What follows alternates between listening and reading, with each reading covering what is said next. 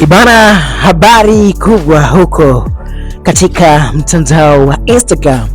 Baada ya masaa machache mwanadada Zuchu ama Zuhura kumpigia mume wake bwana video call bwana Nasib Abdul Diamond Platnumz kwa kusema kwamba amemisi. Sasa baada ya Mangi Kimambi kupata bwana ile video ikimuonesha Zuchu akiongea live video kwa mpenzi wake Diamond Platnumz. Tunafahamu kwamba Diamond yuko zake huko nchini Marekani akiwa amefanya show yake Summer Jam usiku wa kuamkia leo.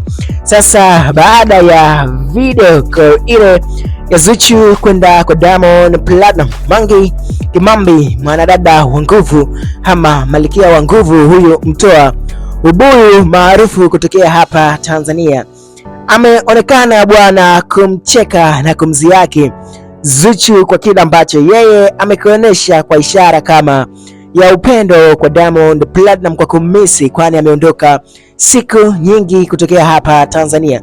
Bana, yeye Mangi Kimambi alichokiweka pale Instagram ni kuonekana kabisa kumpiga kijembe mwanadada Zuchu kwa kumaanisha kwamba mali yako inaliwa, akimaanisha kwamba Diamond Platnumz huko alipo anafanya mambo yake mengine. Ndio maana Mangi Kimambi ameweza kuweka Insta story ya kusema kwamba huko mali yako ikiliwa. Ya tunafahamu kwamba Mangi Kimambi yeye yuko huko nchini Marekani.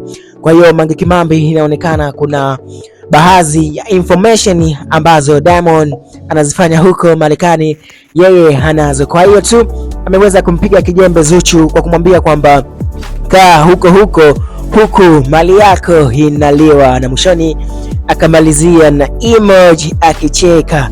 Hii ina maana kwamba Zuchu mali yake inaliwa huko Marekani, licha ya yeye Zuchu kumpigia mume wake simu Nasib Abdul Diamond Platnumz, akimaanisha kwamba amemisi haswa, ndio maana amempigia video call kwa mume wake Mangi Kimambi bwana. Yeye baada ya hapo akampiga kijembe chenye uzito wa hali ya juu, mpaka muda huu Zuchu yeye hajajibu kitu chochote baada ya Insta story ambayo mwanadada Mangi Kimambi ameweka pale kwenye ukurasa wake wa Instagram. Sasa weka komenti yako kwa hichi ambacho Mangi Kimambi amekiweka.